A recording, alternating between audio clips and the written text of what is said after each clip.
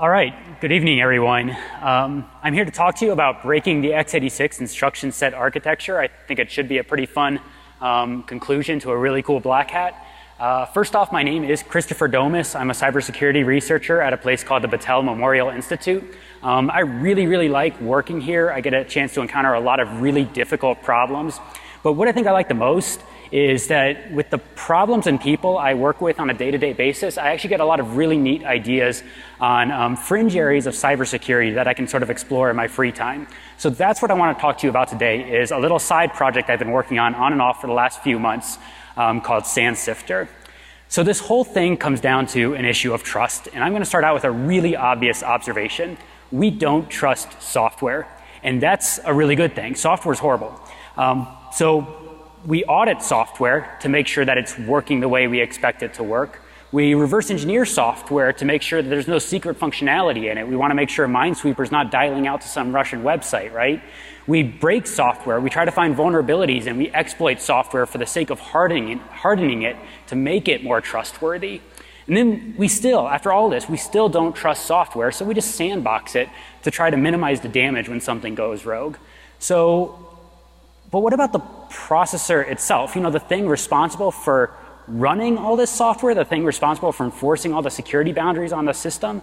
Even though we don't trust software, the processor, we just blindly trust. And there's a reason for that.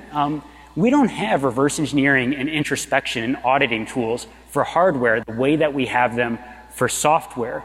We don't really have a way to establish trust in the processor. The best thing we have are reference manuals and specifications that describe what this processor does. We have to read these documents and just assume on faith that this is how the processor actually operates. And I think that's absolutely crazy, because we would never do that in software, right? You would never download some random executable from a website, read the README, see if the README says totally not a virus, and think, yeah, this is totally not a virus, I'll go ahead and run it. But that's exactly what we're doing with our processors. All we have to go on is the documentation that says this is how the processor operates. So why is that? Why do we blindly trust the processor even when we're so untrusting of software? Because hardware has all the exact same problems that software has. So in software, we worry about secret functionality, right? Well, hardware has secret functionality. For example, Intel infamously had what were called the Appendix H documents with the Pentium processor. This was like a secret set of documentation that described proprietary parts of the architecture that they didn't want the regular public to know about. You could only get access to Appendix H if you were a trusted Intel partner. What about bugs? We worry about bugs in software, right? Does hardware have bugs? Absolutely. The Pentium had the FOOF bug, where you could give it what was called a lock comp exchange instruction. The processor itself would lock up. It's a serious security vulnerability. The Pentium had the FDiv bugs, wherein 1 in a couple billion floating point instructions would be off by a fraction of a percent. Cost Intel about $500 million. Haswell has TSX bugs. You may have heard that they had to completely disable transactional memory support in Haswell because of bugs. Skylake has hyper-threading bugs, things that look pretty serious and could cause data corruption. You may have heard about the Risen bugs, wherein Risen processors will lock up or crash under heavy FMA3 instruction loads. We're just riddled with bugs in our modern processors. What about vulnerabilities? We worry about vulnerabilities in software. Processors have vulnerabilities too. The sysret vulnerability on x86 allowed kernel privilege escalation on a wide variety of operating systems. The cache poisoning and memory sinkhole attacks allowed privilege escalation into system management mode on x86 processors. We have vulnerabilities galore on these processors as well. So if processors have all the same issues as software, we should really stop just blindly trusting the hardware. So what kinds of things do we need to worry about when I say we should stop trusting the hardware so much? Well, the main thing I was interested in for the purposes of this research were hidden instructions built into the processor. Basically, secret functionality that could give you backdoor or powerful access to some sort of processor internals. And this sounds almost conspiracy theory-esque, right? Like, this is crazy, but it's not all that far removed from reality. We actually have some pretty good historical examples of this kind of thing built into x86. So for example, x86 used to have what was called the ICE breakpoint instruction. This was an undocumented instruction, not acknowledged by the manufacturer, that would put the processor into a special privileged ICE mode. It used to have the load all instruction, another undocumented, unacknowledged instruction that would allow you to load secret processor registers with values that you couldn't normally get into those registers. Even looking at more recent examples, you may have heard about the API call vulnerabilities and the Microsoft x86 emulators. Essentially, Microsoft backdoored the UD0 instruction in x86 to redefine that instruction to be something entirely different, and then didn't really acknowledge that that instruction existed. So this stuff's not all that far removed from reality. The possibility of powerful hidden instructions is very real. And to sort of hit that home, if you open up x86 software developer manual guides, you look towards the back of Intel SDM Volume 2, you'll see page after page of tables that look like this. These are the processor opcode maps. They basically are supposed to tell you every instruction that exists in your processor. They tell you when your processor sees this byte, it executes this instruction. When it sees this byte, it executes this instruction. But you may notice something. If you look really closely at these opcode maps, there's something a little unusual here. There's a gap down in the bottom here. Now this is the document that's supposed to tell us exactly what this processor does. This is the document we're basing all of our trust on, but it's intentionally leaving things out. Now we don't have reverse engineering or auditing tools for x86. We really just have this document, and it's intentionally not giving us all of the information. So that's not a really good start towards trusting these processors, right? So my goal when I set out on this project was to find a way to sort of audit the processor, figure out what instructions are really on this thing. So how do we find hidden instructions in the x86 architecture? Where there's a unique challenge in x86, namely that instructions in x86 are very complex. They can be either 1 byte long, so for example, increment EAX is a 1 byte instruction, just hex 40, or they can be up to 15 bytes long, so lock, add, keyword, CS override, some complicated address, some complicated immediate value is a 15 byte instruction in the x86 architecture. So if you look at a worst case scenario of how many instructions could there possibly be in x86, if we just say what if all instructions are 15 bytes long, the maximum length, it's somewhere on the order of 1.3 undecillion possible instructions. That's a really, really unfathomably large search space, right? Which means that the obvious approaches to trying to search through this instruction set don't really work. You can't just try all the instructions. That might work on a RISC processor. That's not going to work on an x86 processor. You can't really just try random instructions. It's going to give you really, really poor coverage if you just generate random instructions to see how they execute on the processor. So you might think, well, could we guide our fuzzing based on the processor documentation? Well, there's two big problems with that. One, I think we've already kind of established the documentation isn't telling us everything. The documentation can't be trusted. If you guide your analysis based on the documentation, you're sort of going to lose right from the start. Another big issue with that, you might think, well, we saw those gaps in the opcode maps, right? Why don't we just like fuzz around those gaps? Those gaps really only tell you the first byte of the instruction. So if you're dealing with a complex instruction that exists within one of those gaps, you're still not going to be able to find it with any naive approach trying to focus just on that gapped area. We need something a lot more intelligent to search through the x86 instruction space. So our goal here, since we've got so many possible bytes in an instruction, is to quickly skip over the bytes that don't matter so that we can focus on the bytes that actually do matter. So I start out with an observation here. The meaningful bytes in an x86 instruction impact either that instruction's length or its exception behavior. In other words, the bytes that really matter are changing something fundamental about that instruction. And the bytes that don't matter tend to just be register or immediate values that don't really change anything fundamental about that instruction.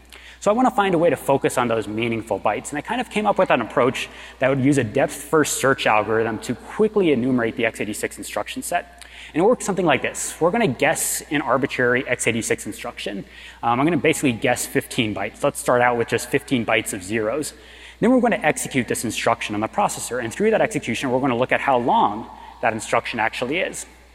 In this situation, when we execute that instruction, we'll see that it's a 2-byte instruction. So then I'm going to move to the last byte of that instruction, and I'm going to increment that last byte of the instruction. And then I'm going to rerun the instruction to see how long it is again. Again, we'll see that this instruction is 2 bytes long. We'll increment the last byte, re-execute it, observe its length. Increment the last byte, execute it, observe its length. And eventually, when you increment that last byte, you're going to find something. when you execute the instruction, the length of that instruction is going to change. It just became 3 bytes now. So when you observe that the length of an instruction changes, we're going to move to the last byte of the instruction and increment it again and begin the process all over. Execute the instruction, observe its length, increment. And when you start doing this to search through the instruction set, these are the kinds of patterns you're going to find. We'll start at 0, 0, become 0, 1, and when we start incrementing, eventually our instruction grows in length. We'll keep incrementing, and eventually we'll observe another length change. So as you can sort of see here, we end up with more and more complex instructions as we drill deeper and deeper into the instruction set with this approach. Now eventually you're going to go through all possibilities of that last byte of the instruction, and the length isn't going to change anymore. So when that happens, when you've tried all 256 possibilities for that last byte, when that last byte is FF, you're going to increment it to let it roll over. Then you're going to move back up to the previous byte. That byte's going to become your new marker. That's what we're going to increment from now on. So we're going to increment the marker, execute the instruction, observe its length. If the length didn't change, just repeat that process. Increment the marker, execute the instruction, observe its length. And we'll keep doing this. Eventually in this situation, that marker will roll over again, so we'll move back another byte. The marker will roll over, we'll keep moving back. And we keep doing this, continuously incrementing and moving back now until eventually when we increment one of these bytes and execute the instruction, the length of that instruction is going to change again. So we know that we changed another fundamental piece of this instruction. So now we're going to move to the end of the instruction and start the process all over again. So what this approach does is essentially it lets you tunnel through this instruction space to quickly skip over these bytes that don't matter and really focus on the bytes that do matter. It lets you exhaustively search the bytes that actually impact the instruction execution. And effectively that reduces your search space from 1.3 times 10 to the 36 and possible 15 bytes instructions down to about 100 million instructions, which you can search through in about a day of scanning the system. But there's a big catch here that I kind of glossed over. In order for this to work, you need to know what the length of an x86 instruction is. Now that seems like it should be easy. It shouldn't be too hard to figure out what the length of an instruction is, but you can't just disassemble it because we're possibly dealing with undocumented instructions, right? An obvious approach, if you know x86 pretty well, might be to try to use the trap flag. So the way the trap flag works in x86 is you set the trap flag, you execute an instruction, that instruction runs, and then a trap signal is generated, and your trap handler gets control. Now what your trap handler could do is it could look at the new instruction pointer and compare that to the old instruction pointer. The difference between those two would be the length of your instruction. It seems easy enough, but this fails to find the length of faulting instructions because faulting instructions in x86 don't actually execute. There's no change in the instruction pointer, so there's no way to resolve the length of a faulting instruction. Why do we care about faulting instructions? Well, trying to execute a privileged instruction in a non-privileged mode will generate a fault. I want to find all instructions in the x86 ISA, not just the one that exists in my current mode. So for example, loading a control register is an instruction that only exists in ring 0. The VM enter instruction is an instruction that only exists in the hypervisor. The resume instruction is something that only exists in system management mode. I want to find all of these instructions regardless of where I'm scanning from. So I need to be able to find the lengths of faulting instructions as well as executing instructions. So the solution I came up for with this was a sort of a page fault analysis. So here's how this would work to figure out an instruction length. Basically, we're going to start with a candidate instruction. We don't know how long this instruction actually is. We're going to set up 2 pages in memory. The first page is going to have read, write, and execute permissions. The second page is going to have only read and write permissions. We're going to put our instruction into these pages so the first byte of the instruction is on the last byte of the executable page, and the rest of the instruction is on the non-executable page. Then we're going to jump to the instruction to try to execute it. So here's what happens internally in the processor when we do this. The processor first fetches that first byte, that OF byte, out of the executable page. And it sees OF is not an instruction by itself. It needs more bytes for this instruction. So then it's going to try to fetch the next byte. It tries to fetch that 6A. But that 6A is sitting in a non-executable page. That means we're going to get a page fault exception when it tries to hit 6A. Specifically, we get a page fault exception with the CR2 register loaded with the address of the page fault. So CR2 is going to point to the address of that second page in memory when we get this fault. So if we receive that page fault exception with CR2 pointing to the second page in memory, we know that our instruction is longer than just that OF. So we move the whole instruction back a byte and repeat the process. Execute the instruction. The decoder is going to look at that OF, say, I need another byte, now it can successfully fetch the 6A since it's in an executable page. It's going to realize I still need more bytes for this instruction to be complete. So it's going to try to fetch that 6-0. Now we get the page fault exception again. Move the instruction back a byte and just continue this process. As long as we're getting page faults with CR2 set to the address of the second page, continue this process. And eventually what you'll find is your entire instruction sits in the executable memory. And when that happens, a lot of different things can occur. Either the instruction could successfully run, the instruction could throw an entirely different fault, or the instruction could throw a page fault just with a different value in CR2. But regardless of what happens here, in all cases, we know that the instruction has now been successfully decoded, so it must reside entirely in the executable page, meaning that we know the instruction's length at this point. So we've figured out how many bytes the instruction decoder consumed, but that doesn't actually mean that this instruction exists yet. Just because the bytes are decoded doesn't mean this instruction's real. Even non-existing instructions have to be decoded. So how do we figure out if an instruction actually exists in the architecture? Well, if the instruction does not exist, the processor is going to generate an undefined opcode exception after the instruction decode phase. So if we don't receive that UD exception, that means that this instruction exists. So the neat thing about this approach is it gives us a way to find the lengths of successfully executing instructions, faulting instructions, even privileged instructions. So even sitting in ring 3 on the processor, I can find out whether certain instructions exist in ring 0 or ring -1 or ring -2 using this approach. So I threw all this functionality into a process that I called the injector. It basically does this page fault analysis and this instruction tunneling to search through the x86 instruction set very quickly. But the injector has a really big problem. It's fuzzing the device that it's running on. So how does the injector keep itself from crashing? Well, it takes a little bit of work to make this happen. So the very first thing we're going to do to keep the injector from crashing itself is we are going to limit ourselves to ring 3. Now, that's not such a big limitation. The injector can still resolve the lengths and existence of instructions inside of other more privileged rings. So that's actually okay. But basically, limiting ourselves to ring 3 prevents catastrophic system failure for bad instructions, with the exception of very serious processor bugs. So that's nice. That's a good first step towards keeping ourselves running. The next thing we're going to do is we're going to hook all of the exceptions that these instructions that we're generating could create. So for example, in Linux, we're going to hook segmentation faults. We're going to hook illegal instruction exceptions, hook floating point exceptions, hook bus errors, and hook trap exceptions.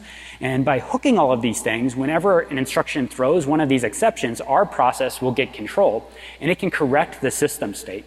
And by correct the system state, I mean our process is basically going to reload the process's registers with known good values to allow execution to continue. So we're getting further, but we're not there yet. The next step is we're going to initialize all general purpose registers to 0 right before we execute these candidate instructions. What that lets us do is it lets us find or generate an arbitrary instruction like this, which writes a value to some arbitrary location in memory, and it ensures that that address calculation resolves to 0. So EAX times plus 4 times ECX is 0 as long as our registers are all initialized to 0. That ensures that memory accesses don't accidentally hit the process's address space. You don't accidentally corrupt your process data in this process. So that gets us a little closer, but x86 has some really complicated addressing forms. So for example, we can do EAX plus 4 times EAX plus some big 32-bit value. Now, even though those registers are initialized to 0, and the left half of that calculation will be 0, if that offset part of the calculation hits the process's address space, we could still corrupt our process and not be able to recover it. Fortunately, we're in good shape here because of the tunneling approach to how we generate these instructions. So basically, tunneling is fuzzing 1 byte of the instruction at a time. So that offset in the memory access has to have 3 bytes of zeros inside of it and 1 byte of non-zeros. So it just so happens that all the possible offsets we can generate through tunneling don't hit the process's address space, so we don't corrupt our system state. Now, any of those other offsets do generate a seg fault exception, but that's fine. We catch seg faults and recover from them inside of our process. So we've handled faulting instructions. Now we need to think about non-faulting instructions. Basically, the analysis needs to continue after an instruction successfully executes. So imagine that you randomly generate an instruction that says jump back 40 bytes. Well, now you're going to be executing random code, and that's going to irrevocably corrupt your process state and the injector is going to come crashing down. We don't want that to occur. We need to systematically get control back after these instructions execute. So here's where the trap flag can actually help us. We'll set the trap flag right before we execute one of these candidate instructions. And in our trap handler, we'll reload the registers to some known good state. So regardless of what that instruction did to the registers, we'll restore them to good values. So with all these approaches, by limiting ourselves to ring 3, by handling all the possible exceptions, by initializing registers and maintaining registers in a known good state, and trapping these executions of these instructions, the injector is actually able to survive now. So at this point, we've got a way to search the x86 instruction space, but now how do we make sense of the instructions that we're actually executing? So I designed what I called the sifter for this. Sifter is basically a wrapper around the injector, and the sifter's job is to parse and process the results of the injector and look for anomalies in the execution. Now, what do I mean when I say an execution anomaly? Basically, what I want to find is anywhere where what the processor actually does deviates from what the processor manuals say the processor should do. Now, the easiest way to accomplish that is to find some sort of ground truth that represents the processor manuals. So what I did for this is I just used a disassembler as my ground truth, capstone in this situation. The idea here being that the disassembler is written based off of the processor documentation. So if I find some difference between the actual execution and capstone, that indicates a difference between actual execution and documentation. So how do we actually pull out interesting anomalies then, now that we've got this disassembler as our ground truth? Well, we can pull out undocumented instructions this way. If the disassembler doesn't recognize a byte sequence, but the instruction generates anything other than an undefined opcode exception, that indicates that this instruction exists on the processor, but it's not documented. We can also pull out software bugs using this approach. Basically, if the disassembler recognizes an instruction, but it thinks it's one length and the processor says it's a different length, that usually indicates that there's some sort of bug in our disassembler.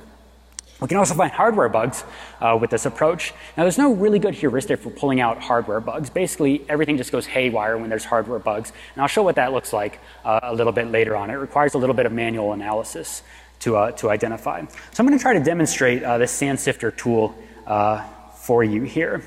What I'm going to do is I'm going to fire up sand sifter and see if we can adjust this. So what we see here is sand sifter scanning through the x86 instruction set architecture. On the top here are the instructions that sand sifter is currently injecting into the processor. On the right is the raw byte sequence that it's generating. And if you watch that byte sequence closely, you can actually sort of see how this tunneling process is working, how it's incrementally building more and more complex instructions by modifying the last byte of the instruction. This highlighted part in white here is indicating the actual observed instruction length as seen on the processor itself, whereas this part on the left here is showing me what capstone thinks the instruction looks like. In other words, what the documentation says this instruction is. And if we let this run for a while, you'll actually start seeing it dumping out a couple of anomalies in the window down here. Essentially, it's looking for places where the documentation and the actual execution differ. Now, tunneling is a really good way to very thoroughly go through every instruction in the x86, or every useful instruction in the x86 architecture, but tunneling is not the fastest thing in the world. So if I really want just fast results, I can actually switch this thing over to totally random fuzzing by changing modes here and just generating completely arbitrary instructions. We won't get as good coverage of the instruction space, but we'll get some really quick results. So what you see dumping out in the red on the bottom is undocumented instructions, secret instructions that are sitting in my CPU right now. And I find this really unsettling because we're basing all of our trust off of these documentation for the processor. And there are a lot of things in that processor that they're not telling us about. Now, if you let this thing run overnight, it'll basically complete the actual tunneling approach, complete its total scan, and at the end it'll dump out everything it found. So on most modern x86 processors, it'll find a couple million of interesting things. Now that's a lot to sift through by hand. We need some way to quickly make sense of this kind of information. So I built what I call the summarizer. It will take all the results of sand sifter and try to summarize it in a digestible form. So this is a breakdown of the key instructions that I found in a scan of a VIA Nano processor. So I can scan through here and basically see different categories of instructions. So for example, it's telling me on this VIA Nano processor, there was a set of instructions that started with OF1B that weren't documented. It found 64 instructions in this category. And then I can start drilling down into these sets of instructions in a little bit more depth. So for example, here I'm examining one of the undocumented instructions that found OF-A7C3. It's telling me that when this instruction ran, it generated a trap exception, and then it gives this instruction to 3 different disassemblers. None of these disassemblers recognize what this instruction is, which is a very, very strong indicator that this instruction is not documented and is not known by anybody, even though it's running on our processor. So at this point, we have a way to systematically scan our processor for secrets and bugs, and I think that's really cool. So I scanned 8 of the test systems that I had in my library, and I wanted to share with you what I found on these systems, because I came up with a lot of really interesting results. First, I found hidden instructions on every single x86 chip I scanned. I found ubiquitous software bugs in all sorts of different programs. I found flaws in enterprise hypervisors, and I found some very security critical hardware bugs on x86 processors. So let's start with the one I set out to find. I set out to find these hidden instructions on x86 chips. So I started with scanning an Intel Core i7 processor. This processor was manufactured around 2012. The first set of instructions I found on the processor aren't terribly interesting. OFOD, OF18, OF1A, OFAE.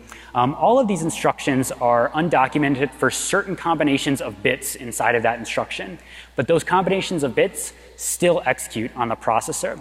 Now, some of these instructions, Intel has very recently updated their manuals to actually include.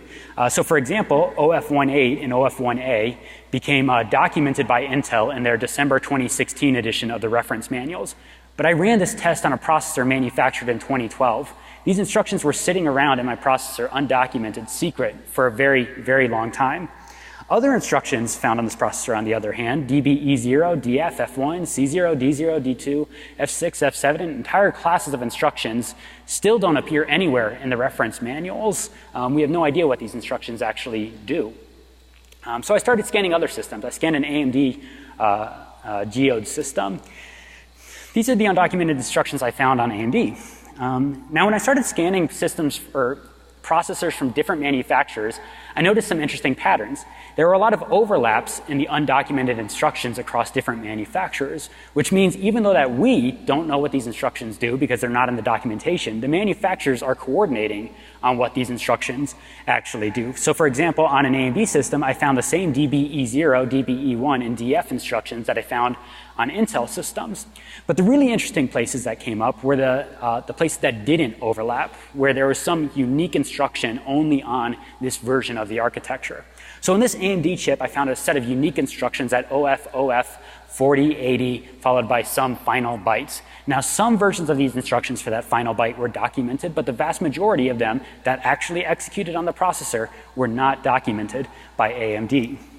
I scanned a VIA system, and we found sort of the same things. A lot of overlap with other undocumented instructions from other manufacturers, but then unique sets of instructions that only appeared on VIA. So specifically, the OF-A7 group on VIA is actually VIA's proprietary padlock instructions. It's a set of cryptographic instructions that only exist on VIA chips. And VIA documents the padlock instructions, but they don't document OF-A7 C1 through C7. So that is a set of cryptographic instructions on this processor for which there is no documentation. We have no idea what they actually do. So as far as like trying to figure out what do these things really do, some of these have been reverse engineered. If you dig around enough online, you can actually find people who have stumbled across some of these instructions before, looked at how the register values are changing on these instructions, and inferred what that instruction behavior is. But some of these instructions have absolutely no record at all. No record in any of the reference manuals from the manufacturer, and no other record anywhere else online. So there's no way to tell what these things really do. And I find that pretty unsettling in terms of trusting our processors, right? So let's look at a totally different thing. I didn't set out to find software bugs, but I ended up finding a lot of really interesting ones. So there's an issue I faced. My sand sifter is forced to use a disassembler as a ground truth. And I tried a lot of different disassemblers as ground truths, and all of them were absolutely littered with bugs. So for the most part, the bugs in disassemblers only appeared in a couple of the disassemblers that I tried, so it wasn't especially interesting when only one disassembler has its own class of bugs. We should fix those bugs, but that's not like a security critical thing. But we did find some interesting bugs. We found some bugs that appeared in literally every tool that we threw this thing against. And you can actually use these bugs to your advantage if you're an attacker. So two of the more interesting ones I found were these jump and call instructions. So in the 64-bit version of the x86 architecture, theoretically, E9 is a jump instruction, E8 is a call instruction, and 66 is what's called a data size override prefix. And what 66 is supposed to do is it's supposed to change the default operand size of that instruction. So normally E9 and E8 take a 32-bit operand. So 66 is supposed to change that either to a 16-bit operand or to a 64-bit operand. Turns out on x86 it does neither, or on Intel processors it does neither. 66 is just ignored by the processor. But nobody expected that. Everyone parses these instructions wrong. So what does that mean? Well, all these tools have this exact same bug in them. I tried this with IDA, Valgrind, GDB, Objdump, Visual Studio, Capstone, QEMU, and about a dozen others, and they all had this bug. So let's look at this instruction in IDA, for example. You'll see that IDA is parsing this as a 4-byte instruction because it thinks that this 66 override prefix changes this to a 16-bit operand. That's not the correct behavior. This instruction is not being parsed correctly by IDA, our reverse engineering tool. Let's look at it in Visual Studio. Visual Studio has a different version of the same bug. You'll see that it actually does recognize, even with the 66 override prefix, this is a 32-bit operand, but it thinks the 66 override prefix causes the jump target to be truncated to 16 bits. That's also not the correct behavior. Visual Studio is not correctly resolving the target of this jump instruction. And an attacker can actually use this to mask malicious behavior in software. You can basically use this to throw off the disassembly so that our analysis tools don't see malicious instructions. As an example of that, this is looking at the 66 jump instruction in Objdump.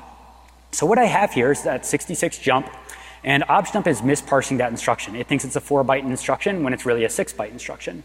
What that means is that Objdump has also misparsed all the subsequent instructions since it's now off by 2 bytes. So even though Objdump and GDB in this situation will see a jump instruction followed by an add, followed by an add, followed by a move abs, that's not the real instructions that are there. What's really going to happen here is this is going to be a 32-bit operand that's going to jump into the middle of one of these move abs instructions and execute a malicious instruction embedded in this immediate value. Sort of to highlight the implications of this in terms of our analysis tools, I wrote a little malicious program that's going to operate differently inside of QEMU versus running on a bare metal processor. So what I'm going to do is I'm going to SSH into my QEMU VM, and I'm going to run this program.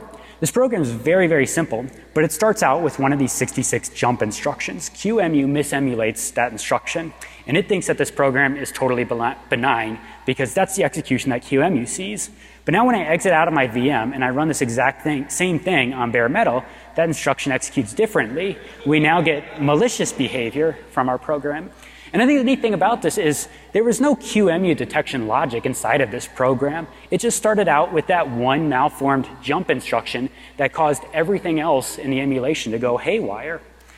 So this is an interesting bug, and I was curious about why does everybody screw this instruction up? And I think the answer is AMD processors actually obey that instruction. That 66 override changes the operand size to 16 bits on an AMD processor, whereas Intel processors are actually ignoring that prefix. So it's a really interesting difference in the architecture. And whenever we can't agree on a standard for our architecture, bad things start to happen. So the last major time this happened, when Intel deviated from AMD specifications, it resulted in what was called the sysret bug. It caused a kernel privilege escalation vulnerability in nearly every major operating system because of a very small change between the way these two processors operated. So you might think, well, why don't we just update all of our tools to support the correct or the more common Intel behavior? Since Intel's 95% of the market share, let's just go with what Intel does. Well, the problem is either Intel or AMD are going to be vulnerable because of this difference. There's no winning here. And I think it really just shows how impractically complex this architecture is when tools can't just process or parse simple jump instructions correctly. So those are some of the interesting software bugs. There are a lot more than that I don't have time to cover. I also found some really cool hypervisor bugs. So when I was in the early stages of this research and trying to find interesting things in the instruction set, I got tired of waiting a day for these instruction scans to complete. So I added multi-core support to the scanner. And I thought, well, wouldn't it be neat if I could just have 20 cores churning away on the instruction set at once, then I could scan in an hour what used to take me a day. So I rented an Azure instance with 20 cores so I could run these instruction searches. But really quickly I found out that these scans weren't working inside of Azure. So basically Azure had this really interesting bug where the trap flag is missed when you execute a CPU ID instruction. So if you have a CPU ID instruction and you execute it with the trap flag set, what's supposed to happen is the CPU ID causes a VM exit. The VM is then responsible for emulating that CPU ID instruction. And the last thing it should do, the last thing the hypervisor should do is check, is the trap flag set? And if it is, it should inject a trap exception into the guest. Now Azure's forgetting that last step of checking that trap flag and injecting that exception. So sort of as a demo of this bug in Azure, I've got a little test program here, and when I run this thing on bare metal, here's what it's going to do. It's going to execute a series of instructions. It's going to execute a CPU ID followed by a NOP followed by a NOP. And the trap flag is going to be set during that CPU ID execution. Now what we expect to happen is we expect to get a trap on that first NOP instruction. And what we really get is a trap on that first NOP instruction. But if I SSH into my Azure instance and run that exact same program, we're now going to get entirely different results. We executed CPU ID NOP NOP and we expected a trap on that first NOP. What we got was a trap on the second NOP. The hypervisor forgot to emulate the trap exception. Now this is not a security critical bug. This is a very, very minor thing, but it's always a little unsettling when the hypervisor is not properly emulating some of the very basic functionality of the underlying architecture. So that takes us to hardware bugs. I think the most interesting results of this little research effort. Hardware bugs are troubling because if you have a hardware bug, it basically means you have that exact same bug in all of your software. And hardware bugs are very difficult to find. They are very difficult to fix. So hardware bugs, even when they're small, are never a good thing. So I started out scanning several Intel processors. And unfortunately, I didn't find anything terribly interesting here. I found the FOOF bug on a Pentium processor. So FOOF was a lock comp exchange instruction that would lock up a Pentium processor. This is a well-known bug from very old processors. So this was a little anticlimactic, but it did show that this technique is able to find these malformed instructions that cause bad things to happen. So it was good validation. So the next thing I scanned were some AMD processors. I noticed an interesting thing on AMD. Namely, on several of these processors, they can generate an undefined opcode exception prior to completing the instruction fetch. So I dove into AMD's reference manuals and found that this is not the correct behavior for this processor. A page fault exception during the instruction fetch should take priority over an undefined opcode exception.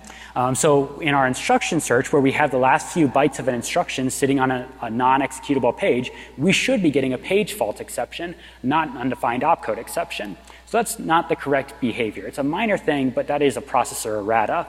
Until when I was making this presentation, I looked at the newest version of the AMD documentation. And in March 2017, just a couple months ago, somebody at AMD must have stumbled across this. And they added this little footnote to the processor interrupt exception priority tables that basically allowed for this situation. Now, I think this was a little bit of a cop-out. If your processor has an errata in it, and then you update the documentation to allow that errata, is it still an errata? I think it is, but apparently this is allowed in the newest version of the AMD manuals. I scanned a Transmeta processor. Transmeta is not especially popular anymore, but they were kind of interesting a couple of years back. I found some interesting results in the Transmeta, where this series of instructions, OF71, 72, or 73, could generate a floating point exception during the instruction fetch phase. So if you had a floating point exception pending and you try to execute one of these instructions, you would get a floating point exception before the instruction was completely fetched. That's also not the correct behavior. The correct behavior here is to get a page fault instruction during the instruction fetch. So again, very, very minor errata that you would never see in any normal situation, but it's all when there's a bug in hardware. So that brings me to the last hardware bug that I found in this research, and this is, I think, the most interesting one. So I found this on one processor, essentially a halt and catch fire instruction. What I mean by that is it is a single malformed instruction, and if we run this inside of ring 3, the least privileged ring on the processor, it will lock the processor entirely. I wanted to be really, really sure that this wasn't a kernel bug that I was seeing, so I tried this on 3 different Linux kernels, 2 different Windows kernels, and always got the same results: a complete processor lock when we execute this one bad instruction. To be really sure that it wasn't a kernel bug, I developed a loadable kernel module in Linux that would hook the interrupt descriptor table, hook all the exceptions that can possibly occur on the processor, and dump exception information to serial whenever an interrupt on the processor occurred. I was a little bit worried that maybe it was just an interrupt storm that was making it look like the processor was locked. Based on this debugging, it sort of validated that this is in fact a total processor lock on an unprivileged malformed ring 3 exception. Now, unfortunately, I found this 2 weeks before this presentation, which means the vendor has not had time to respond to this issue, and I'm not going to shoot them in the foot here. There's really no details available on what chips or vendors or actual instruction caused this issue right now, but I do want to give you a quick demonstration of this ring 3 processor DOS on this system. So what I've got here is I've got Debian booted. You can see it can run any normal program, but if I run my a.out program, a.out only contains one instruction. It contains this one malformed ring 3 instruction. And now when I run a.out, the processor entirely locks. I don't mean the process locks, I mean the processor locks. We can try to kill the process with Control-C, it won't respond. We can try to change run levels to get into some more simple state. The system won't respond. We can try to use the Linux magic sysrec keys. The system won't respond. That processor is completely done executing instructions and is hard locked at this point. So I think this is a really interesting find because this is the first such attack found in 20 years. The last time this happened was on the original Pentium processors with that foof instruction that could lock the processor. I don't think anything like this has been seen in the 20 years since. But I also don't want to make it sound like the sky's falling. This was found on one very esoteric processor that is not used in widespread production. I think it's mostly interesting from an academic perspective that we have a tool that is able to find these kinds of things now. And this should be, I think, obvious. This is a significant security concern, right? If an unprivileged user can mount a DOS attack against the processor itself, that's a real problem. So I'm hoping I can release details for this within the next month or so. Stay tuned. I'll be posting information about this if the responsible disclosure goes okay. Like I said, I wanted this to be a tool that everybody could actually use, that people could use to check their own systems for problems. So I open sourced this as the SandSifter scanning tool. It's on GitHub now, github.com/xor/EAX/SandSifter. I'm just remembering right now, I actually forgot to click the public button before this talk. So in about 5 minutes after the talk, this will be available to you. So I encourage you to go check this thing out. Audit your processor, figure out what are the secret instructions sitting in your system right now. Break disassemblers, break emulators, break hypervisors. Find these halt and catch fire instructions. Now, you know, the system I found that on didn't literally halt and catch fire, but who knows, maybe yours will. I think that would be awesome. So hopefully you'll be able to find something interesting if you try this tool out. And I really want to emphasize, I've only scanned a few of the systems that I have right now, and this is just a tiny fraction of what I found on those systems. It's just what I could cram into a 45-minute presentation, so who knows what exists on your system. So I encourage you to check your system. If you're not sure about the results that you're seeing, feel free to reach out to me. I can help you interpret those. But the real point here, even if you don't use a tool, is don't blindly trust the specifications anymore. You know, up until now, we've been forced to blindly trust specifications because we had no way to look into what the processor was actually doing. And I think now that's what SandSifter gives us. It's a primitive first step that allows us to introspect this black box that is at the heart of all of our systems. And I think that's a really important first step in terms of establishing trust on these processors. So with that, sort of wrapping everything up, one more time, that link is github.com/XOR-EAX. That's the Sand Sifter project. You can also find some other fun things that I've worked on over the last few years. For no reason at all, I wrote a single instruction C compiler that's on there. So if you're curious about how that works, you can check it out. I've got some fun stuff from manipulating program control flow to mess with people in IDA. A couple years ago, I released an architectural privilege escalation vulnerability on x86. You can find that code there as well, and just lots of other miscellaneous projects I've tinkered with recently. So I hope you'll check that out. I'd really like to get feedback and ideas from people on this work so that I can update this and make this more useful for everyone. If you've got any of that, I'd love to talk to you after my presentation, or you can reach out to me on Twitter, XOR-EAX. I'll be posting more information about that Ring 3 DOS instruction in the near future, or you can reach out to me on email. So that's all I've got. I'd love to talk with you off stage as soon as this is over. Thank you everyone for attending.